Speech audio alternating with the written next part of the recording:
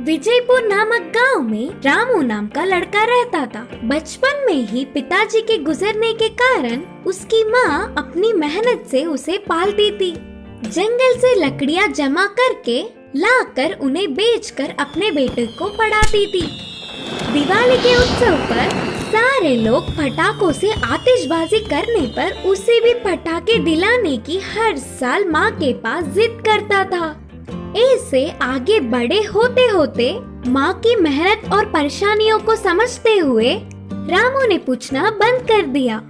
दिवाली के उत्सव के दिन बहुत सारे पटाखों से आतिशबाजी करने वालों के घरों के पास जाकर बहुत देर उधर ही खड़ा होके उनके उत्सव को देख खुश होता था।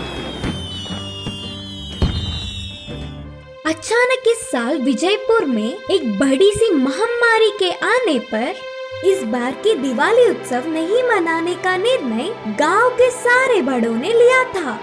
हमेशा की तरह ही दिवाली की शाम में गलियों में घूम रहे रामू को एक बड़ी सी बंगले में एक बच्चा रोता हुआ दिखा।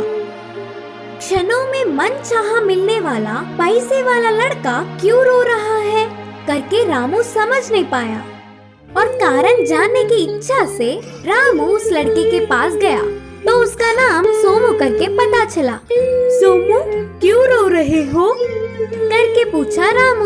पिताजी ने मुझसे दिवाली के पटाखे नहीं दिलाएंगे करके कहा। मैं पटाखों से खेलने तक किसी से बात भी नहीं करूँगा, जाओ। बोलते हुए सोमू ने फिर से रोना शुरू कर दिया।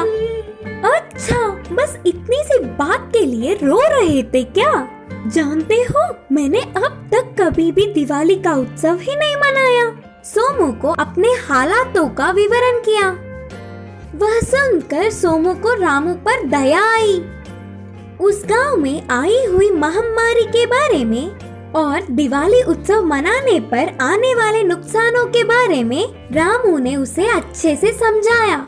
अच्छा, तो मैं अब समझा कि पिताजी मुझे पटाखे क्यों नहीं दिला रहे थे और मेरा गुस्सा भी चला गया। पता है, मेरे दोस्त कोई नहीं।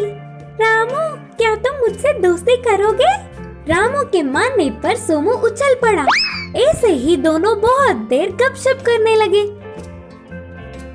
ये सब बहुत दूर से ही देखने वाले सोमू के पिताजी बहुत खुश हुए।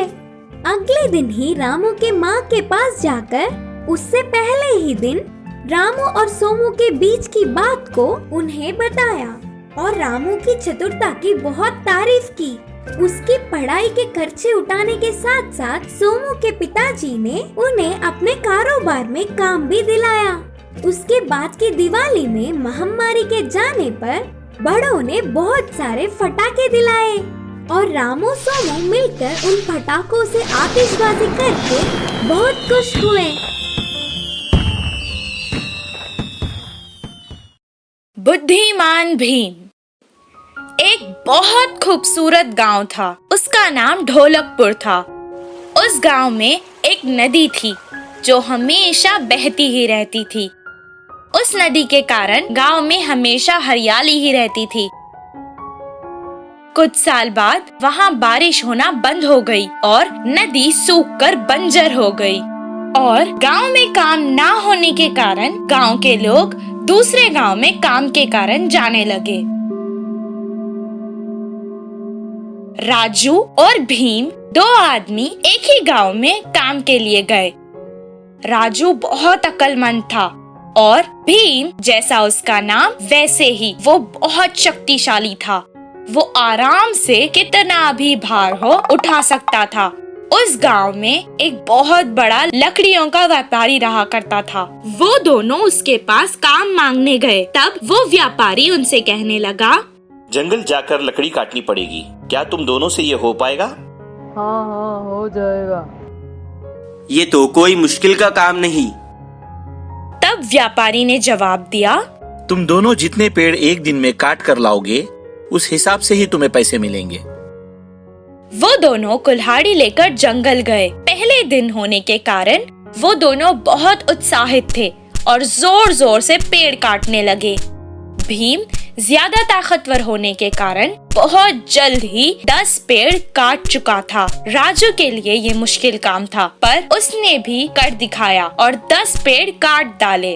दोनों का ये काम देखकर व्यापारी ने उन्हें शाबाशी दी और अच्छा खाना दिया। खाना खाने के बाद वो दोनों एक पेड़ के नीचे आराम से सो गए। दूसरे दिन उसी उत्साह से वो दोनों फिर से जंगल गए। राजू कल की तरह आज भी 10 पेड़ काट चुका था।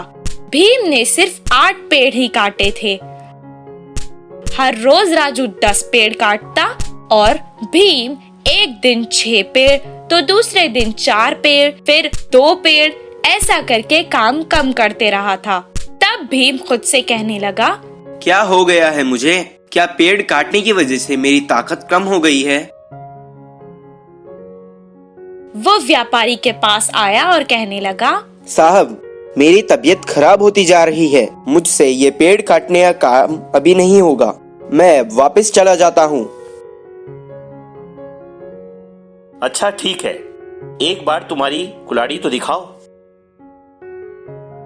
भीम जाकर कुल्हाड़ी लाया, उसे दे दी। व्यापारी ने उस कुल्हाड़ी को देखा। इतने दिन से तुम बस अपने बल का प्रयोग कर रहे थे और बुद्धि का नहीं। एक बार पेड़ काटने के बाद अगर कुल्हाड़ी को तेज नहीं किया तो वो मुंड हो जाती है। इसलिए हर बार कुल्हाड़ी को तेज करते रहना चाहिए। राम ने अपनी बुद्धि का इस्तेमाल किया और इसलिए वो इतनी कम मेहनत करके भी ज्यादा कमा रहा है। तुम इतनी छोटी बात नहीं समझ पाए। देखो भीम, हमें बल के साथ साथ अपनी बुद्धि का भी इस्तेमाल करना चाहिए। भीम को अपनी गलती समझ आ गई और वो अगले दिन अपनी कुल्हाड़ी को तेज करके अपने साथ जंगल ले गया। जैसे पहले दिन उत्साह से उसने पेड़ काटे, उतने ही उत्साह से उस दिन भी काम करने लगा। बुद्धिमान राम की तरह उसने भी बुद्धि का इस्तेमाल किया और इसीलिए